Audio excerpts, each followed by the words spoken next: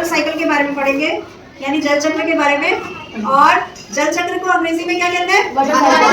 दूसरा इसका नाम है hydrological cycle.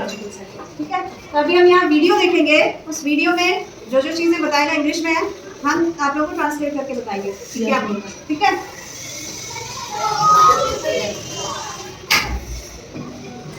The water on our planet is always moving. बोल रही है कि water on our earth is always moving, यानी हमारी धरती पे जो पानी है वो हमेशा गतिमान रहता है, हमेशा चलता रहता है ना? From the sky to the ground. From the sky to the ground, आसमान से जमीन पर, है ना? And back again. And back again, माने फिर से वापस आसमान में, आसमान से धरती पर और फिर से वापस आसमान में, है ना? From sky to the ground and back again. Okay, Water is constantly in motion. This journey water is constantly in motion, पानी या जल हमेशा गतिमान रहता है। ठीक है, कहीं भी रुकता नहीं है, उसकी अवस्थाएं बदलती रहती है और उसकी जगह बदलती रहती है, लेकिन इस धरती पे और हमारे वायुमंडल में पानी हमेशा जो है चलता रहता है। ठीक, journey is called the water cycle. It's also known as the hydrologic cycle. Hydrology is a word that means the science of water. The water cycle is what makes clouds, rain and snow, and causes most weather. Water is essential for life on Earth, and the water धरती पर जीवन के लिए क्या आवश्यक है? पानी। ठीक है, और जो भी बारिश होती है, बर्फ गिरती है, स्नोफॉल होती है, या कैसा भी मौसम होता है, उसके लिए ज्यादातर पानी ही जिम्मेदार है। ठीक है, water cycle is how it gets where it needs to be. The cycle begins when water on the Earth's surface, in lakes, oceans, rivers, and even puddles, is heated up by the sun. इसमें ये बता रही है कि water cycle की शुरुआत कब होती है। वाटर साइकिल की शुरुआत तब होती है जब धरती पर जितनी भी वाटर बॉडीज हैं, यानी कि नदी हो, तालाब हो, पटल्स का मतलब क्या होता है? गड्ढे जिसमें पानी भरा रहता है, जैसे बारिश में छोटे छोटे गड्ढे में पानी नहीं भर जाता, तो उसको पटल्स कहते हैं ना। तो चाहे झीलें हो, चाहे नदियां हो, चाहे तालाब हो, चाहे समुद्र हो, सब जगह जब सूर्य की किरण पड़ती है तो सूर्य की जो भी ऊर्जा है किस रूप में होती है? प्रकाश और ऊष्मा, यानी गर्मी और रोशनी के रूप में होती है ना? तो जो सूर्य की किरणों से गर्मी मिल रही है, उससे क्या होता है? सारी वाटर बॉडीज का पानी गर्म हो जाता है, और गर्म होने के बाद क्या होगा? कौन सी प्रक्रिया होती है? वाष्पीकरण। क्या होती है? वाष्पीकरण। और इंग्लिश में इसको कहते हैं इवेपोरेशन। क्या कहते हैं? इवेपोरेशन। क्या कहते हैं? इवेपोरेशन। इवेपोरेशन। इवेपोरेशन। ठीक है, अब देखो,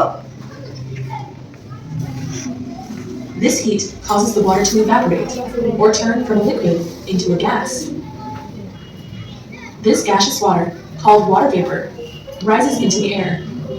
As the water vapor rises high into the sky, colder temperatures cause it to condense, or change from a gas to a liquid, into type. जब पानी गर्म होता है तो भाप बन के कहाँ जाता है? It rises to the sky, माने आसमान की तरफ उठता है ना?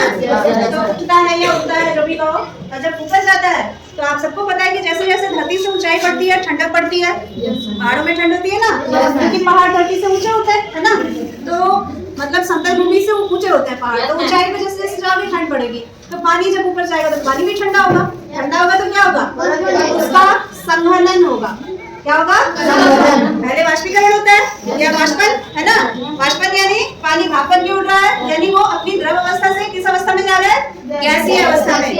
ठीक है, और गैसीय अवस्था में जाने के बाद जब आसमान में ऊंचाई पे पहुंचता है तो वहाँ क्या होता है? ठंडक होती है। क्या होती है? ठंडक। तो जो भाप बना है वो क्या होगा? वो संघनित होगा। क्या होगा? संघनित। ठीक है, संघनन होकर वो क्लाउड्स यानी कि बादल का रूप लेगा। ठीक है, Tiny water droplets. These tiny water droplets group together to form clouds. ये जो छोटी छोटी बूंदों के रूप में जब ये पानी संघनित होता है, ऊपर जाके भाप जब संघनित होता है, तो ये इन्हीं को टाइनी वाटर ड्रॉपलेट्स कहते हैं। टाइनी वाटर ड्रॉपलेट्स यानी छोटी छोटी पानी की बूंदें जो संघनन के बाद बनी है। जैसे किसी गिलास में तुम लोग ठंडा पानी रख देते हो ना, बर्फ रख देते हो, तो उसकी बाहरी सतह पे क्या होता है? बूंदें आ जाती है पानी की, तो वो छोटी छोटी बूंदें बूंदों के रूप में रहेगी अलग अलग, और जब इकट्ठी होंगी तो क्या होंगी? पानी बन जाएंगी। तो जो बूंदों के रूप में रहता है वो बादल होता है, और जब वो इकट्ठा हो जाता है तो पानी बन के एकदम से नीचे गिर जाता है, क्योंकि वो गुरुत्वाकर्षण भी उसमें काम कर रहा है ना, धरती का गुरुत्वाकर्षण उसमें काम कर रहा है। और वो जब ज्यादा भारी हो जाता है पानी ऊंचाई पे लिक्विड फॉर्म में, तो वो वहां रुक नहीं पाता है, वो नीचे बारिश के रूप में गिर जाता है, जिसे वर्षण कहते हैं। क्या कहते हैं? वर्षण, है ना। पर अंग्रेजी में उसको रेनफॉल या प्रेसिपिटेशन कहते हैं। क्या कहते हैं? प्रेसिपिटेशन। और जो क्लाउड बनने का प्रोसेस है उसको कंडेंसेशन कहते हैं। क्या कहते हैं? ठीक है। भाप से जो क्लाउड बना, बादल बना, वो क्या है? कंडेंसेशन से उत्पन्न है। ठीक है। Although a cloud can easily weigh many tons, the individual water droplets are at first not heavy enough to fall from the sky. Eventually, though, the water droplets crash into each other and कह रही है कि अलग अलग जो पानी की बूंदें होती है उनमें उतना वजन नहीं होता कि वो नीचे गिर जाए। ठीक है। अलग अलग पानी की बूंदें जो संघनित हो रही हैं ऊपर जाके, उसमें इतना वजन नहीं होता कि वो नीचे गिर जाए। तो जब वो इकट्ठी होती है तब उसका भार बढ़ता है, तो बारिश के रूप में and join together into larger drops until they are heavy enough to fall to earth as precipitation. That is, as बारिश rain. को प्रेसिपिटेशन या rain. Once back on the surface, the water collects in puddles, streams, ओले भी lakes, पड़ते हैं, and है oceans, ना? and the cycle begins all over again. The Earth's water is constantly being recycled. We cannot make any new water, but water is not destroyed when you use it either. The amount of water on the Earth now is the same as there was when dinosaurs lived here. The water you use to brush your teeth today might be some of the same water that a dinosaur drank a long, long time ago. ये कह रही है कि जब पानी तुम लोग brush करने के लिए यूज कर रहे हो सकता है किसी जमाने में वही पानी, जब डायनासोर का युग था तो डायनासोर ने भी उस पानी को पिया हो। क्यों? क्योंकि वो पानी धरती पे ही घूम रहा है ना। वो पानी कहीं खत्म नहीं हो रहा है, नीचे आएगा फिर ऊपर जाएगा, फिर नीचे आएगा फिर ऊपर जाएगा। वाटर साइकिल में कॉन्स्टेंटली जो धरती पे पानी है वो घूमते रहता है। तो किस जमाने से वो पानी है और अब तुम उसका इस्तेमाल कर रहे हो, तुम सोच नहीं सकते हो। ठीक है ना। तो इसमें एक चीज जो नहीं बताई है वो ये है कि पेड़ पौधों से जो पानी वाष्पित होकर निकलता है और ऊपर जाता है, उस प्रक्रिया को हम क्या कहते हैं? उस प्रक्रिया को हम कहते हैं वाष्पोत्सर्जन। वाष्पोत्सर्जन को इंग्लिश में कहते हैं ट्रांसपीरेशन। ट्रांसपीरेशन। ठीक है।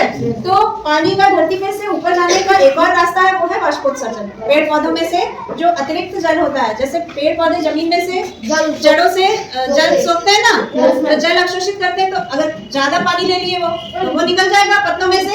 पत्तों के जो छोटे छोटे पर्णरंध्र होते हैं, स्टोमेटा होते हैं, उनमें से भाप बन के निकल जाएगा। उसको कहते हैं ट्रांसपीरेशन। क्या कहते हैं हिंदी में? वाष्पोत्सर्जन। Very good. अब हम यहाँ पे पॉइंट्स लिखेंगे जो हमने वाटर साइकिल से संबंधित आज जाने, है ना।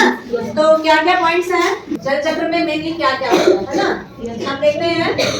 पहला पॉइंट क्या होता है? वाष्पन। पहली प्रक्रिया क्या है? वाष्पन, या इसको वाष्पीकरण भी कह सकते हैं। वाष्पीकरण, और अंग्रेजी में इसको क्या कहते हैं? इवेपोरेशन। ठीक है। दूसरी प्रक्रिया क्या होती है? जब पानी भाप बन के ऊपर चला जाता है तो क्या बनता है? जब वो बूंदें इकट्ठी होती हैं ठंडा होके, तो वो क्या बनाता है? क्लाउड बनाता है, बादल। तो दूसरी प्रक्रिया होती है संघनन। संघनन से बादल बनते हैं, है ना। इसको इंग्लिश में क्या कहते हैं? कंडेंसेशन। एक और तरीका जिससे पानी धरती से ऊपर जाता है पेड़ पौधों से, वो होता है वाष्पोत्सर्जन। हाँ, इसको अंग्रेजी में कहते हैं ट्रांसपीरेशन। ठीक है। जब संघनित होकर बादल बन जाते हैं तो बादल धीरे धीरे काले होने लगते हैं ना, यानी उसमें जितना भी पानी की बूंदें संग्रहित हुई थी वो इकट्ठा होने लगती हैं। और एक समय आता है जब वो भार आसमान में टिक नहीं पाता है, रुक नहीं पाता है, तो वो धरती पे गिर जाता है बारिश या वर्षा के रूप में, या फिर कहीं ओले पड़ते हैं, कहीं पे स्नोफॉल होती है, बर्फबारी होती है ठंडे इलाकों में, पहाड़ों में, है ना। और उस प्रक्रिया को हम क्या कहते हैं? वर्षण। अंग्रेजी में क्या कहते हैं? प्रेसिपिटेशन।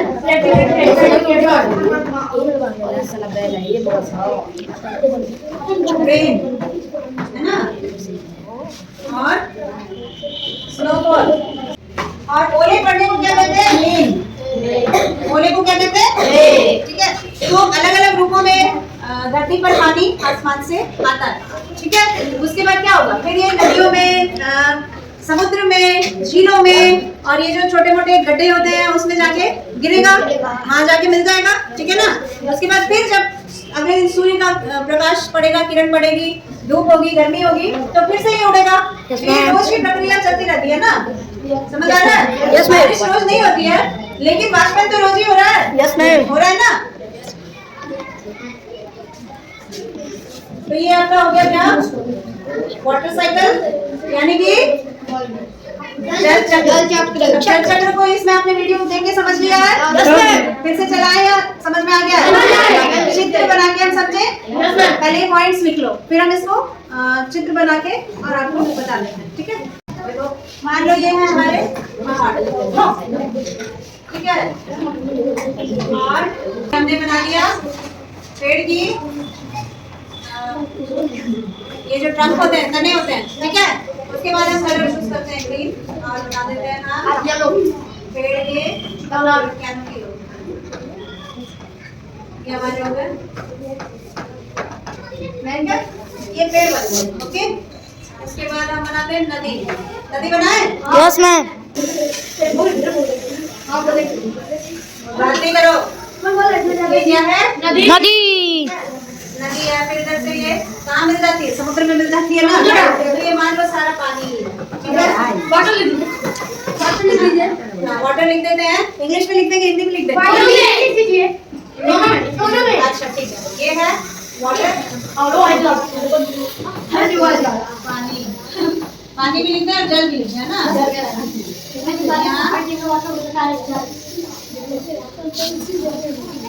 ठीक है, ये सब है पानी। ये क्या है? ये क्या है? जंगल है ना। जंगल को क्या कहते हैं? फॉरेस्ट, ठीक है।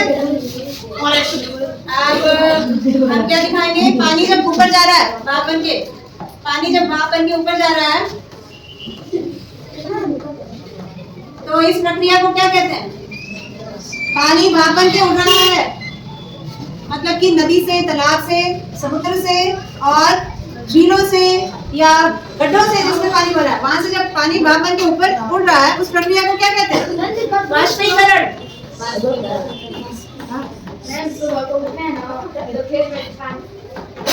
वाष्पन भी कह सकते हैं। इसको अंग्रेजी में क्या कहते हैं? इवेपोरेशन। क्या कहते हैं? इवेपोरेशन, ठीक है। इवेपोरेशन होने के बाद क्या होता है? पानी ऊपर जाके क्या बना देता है?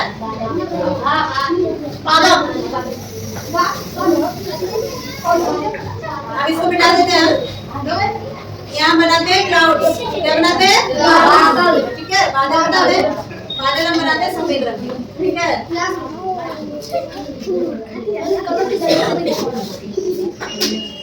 ये है बादल। कहाँ बनाया बाबू? जगह भी चाहिए, ठीक है। बादल बनते हैं, और जब बादल बहुत ज्यादा संघनित हो जाते हैं, तो बारिश हो जाते हैं, तो थोड़ा उसमें ग्रे कलर हम ऐड कर देते हैं, क्योंकि बादल में कैसे हो जाते हैं? काले हो जाते हैं, ठीक है ना। जब काले बादल होंगे तो क्या होंगे? बरसेंगे, है ना। तो यहाँ पे जो प्रोसेस होता है बादल बनने का, इसको हम कहते हैं, क्या कहते हैं? कंडेंसेशन।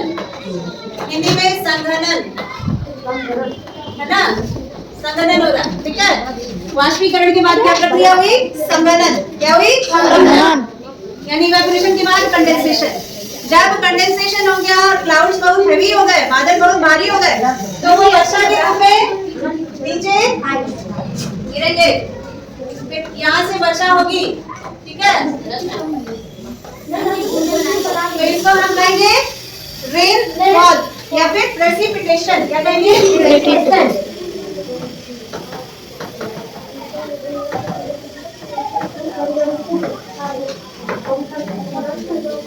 इसको इसको वर्षण हिंदी में लिखते हैं हम वर्षण।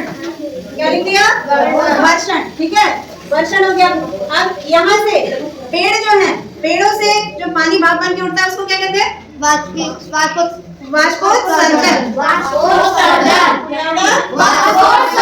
हाँ, तो यहाँ से हम ऊपर की तरफ दिखाएंगे तो पानी जा रहा है, यहाँ से क्या हो रहा है? वाष्पोत्सर्जन।